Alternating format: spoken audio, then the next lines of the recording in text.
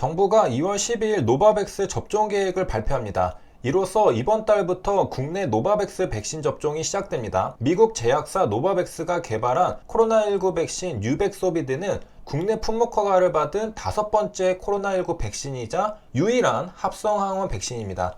합성항원 백신은 면역 반응을 일으키는 바이러스 일부 단백질을 선별해 유전자를 재조합한 백신입니다. 이미 비형 간염 백신, 자궁경부암 백신에 사용되고 있는 플랫폼이죠. 따라서 처음 써본 mRNA 백신에 비해 상대적으로 안전하다고 평가됩니다. 또한 노바백스 백신은 1인용 주사제를 사용하여 접종 편의성을 높여줄 것으로 기대됩니다. 1인용 주사제는 프리필드 시린지라고 합니다. 프리필드 시린지, 말 그대로 미리 채워 넣은 주사기라는 뜻입니다. 화이자 백신이 병에 담겨 있다면 노바백스 백신은 주사기에 미리 담겨 있습니다. 화이자는 접종 전에 바이알에 주사기를 꽂은 뒤 백신을 뽑아내야 하지만 노바백스는 곧장 고객의 팔에 일회용 주사기를 꽂으면 됩니다.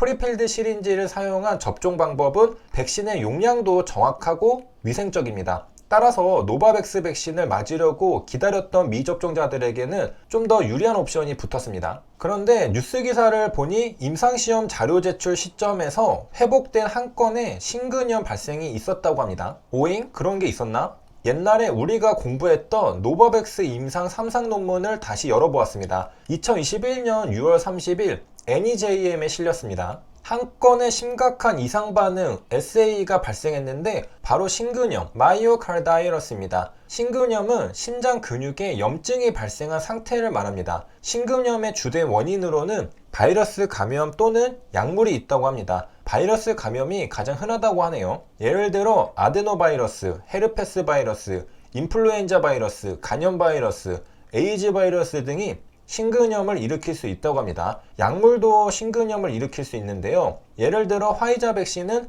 신근염을 일으킬 수 있다고 합니다. 신근염 증상은 심장 콕콕입니다. 찌르는 듯한 날카로운 통증 또는 쥐어짜는 듯한 통증이 발생합니다. 이해를 돕기 위해 신근염, 마이오카르다이러스란 단어를 해부해 보겠습니다. 세 가지 단어가 합쳐져서 만들어진 단어인데요. 심장, 카디악은 규칙적인 전기 자극을 통해 수축 이완 운동을 하면서 혈액을 온몸에 공급합니다. 마이오신은 근육 단백질의 주요 성분입니다. 간염, 헤퍼다이러스는 간에 염증이 발생한 겁니다. 카디악, 마이오신, 헤파다이러스의 단어를 조합하면 신근염, 마이오카르다이러스가 탄생합니다. 근육을 뜻하는 마이오, 심장을 뜻하는 카디, 염증을 뜻하는 더스를 합치면 마이오카르다이러스가 됩니다. 영어 뜻 그대로 신근염이 되죠. 신근염에 대해 고려대 구로병원 감염내과 정희진 교수는 다음과 같이 답변합니다. 플랫폼은 이미 다른 백신을 통해 입증됐다. 항원 단백질이 바뀐다고 해서 플랫폼의 이상 반응이 크게 늘거나 줄어드는 것은 아니다. 그러니까 플랫폼은 안전하다는 것이죠. 제 생각에는 그 스파이크 단백질이 문제가 아닌가 싶습니다. 어디까지나 제 내피셜입니다. 저는 전문가가 아니니 너무 믿지는 마시고요. 무슨 말이냐면 화이자 백신과 노바백스 백신은 플랫폼이 다릅니다. mRNA와 합성항원이죠. 그런데 공통적으로 신근염이 발생했습니다. 플랫폼이 다른데 똑같은 이상 반응이 발생한 겁니다. 그렇다면 공통적인 부분에서 발생한 게 아닐까? 그러면 두 백신의 공통점은 무엇인가? 바로 똑같은 스파이크 단백질을 항원으로 사용했다는 사실입니다. 화이자, 노바백스 백신 모두 맥렐란 교수가 설계한 2P 변형 단백질인 헥사프로를 사용했습니다. 플랫폼은 다르지만 똑같은 스파이크 단백질을 사용했다는 게 공통점인 것이죠. 의심하는 것과 인과관계를 밝혀내는 건 분명 다르니 그냥 그러려니 흘려들으시고요. 지금이야 화이자 백신의 부작용 중 신근염이 있다는 걸 알지만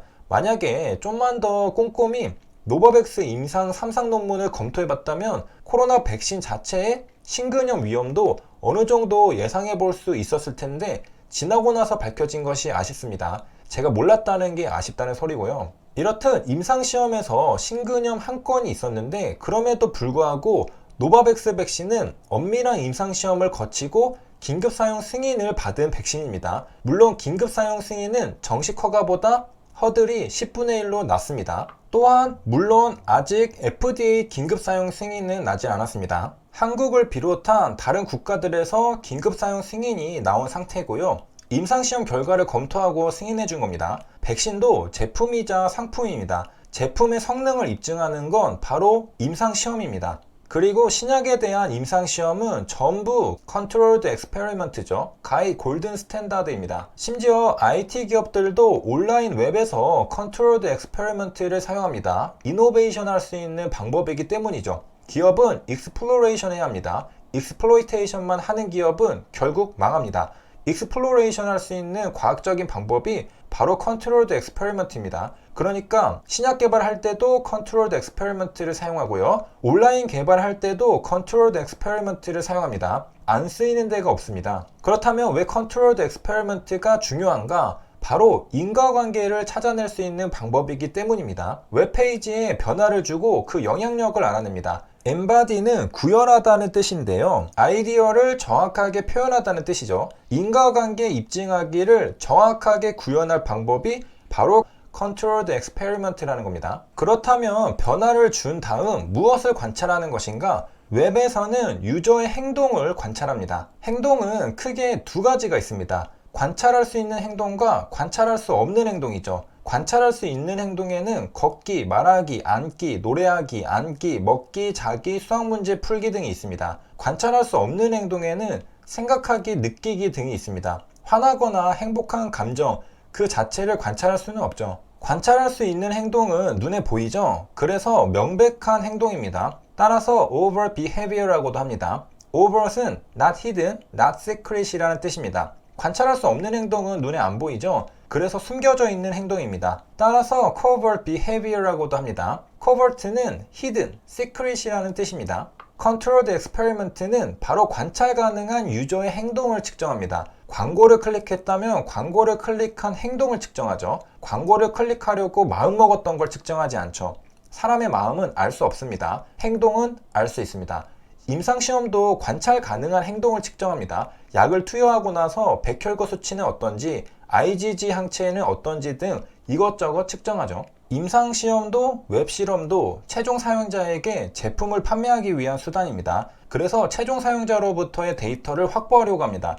임상시험도 최종 사용자와 최대한 유사한 환자들을 모집하죠. 최종 사용자, 엔드 유저는 궁극적으로 제품을 사용하는 사용자를 의미합니다. 유통 과정에서 생산자가 만든 제품을 구입하여 사용하는 가장 마지막 단계에 있는 소비자를 의미하죠. 엔드가 마지막이죠. 그래서 엔드 유저는 가장 마지막에 사용하는 소비자를 말합니다. 온라인 엑스페리먼트는 엔드 유저의 행동을 관찰하고 변경했던 해당 피처가 실제로 효과가 있는지 결론 내리는 방법입니다. 따라서 결국 중요한 건 엔드 유저의 행동입니다. 그리고 소비자는 소비하는 그 자체만으로도 기업의 실험을 돕고 있는 겁니다. 소비자가 어떻게 행동하느냐에 따라 실험의 결과가 도출되고 기업은 더 나은 방법을 찾을 수 있게 됩니다. 웹페이지에서 소비자는 소비하는 것과 동시에 스스로 실험에 참가하고 있다는 뜻이죠. 세 줄 요약입니다. 2월 10일 노바백스 접종 계획이 발표됩니다. overt는 not hidden이란 뜻이고요. covert는 hidden이란 뜻입니다.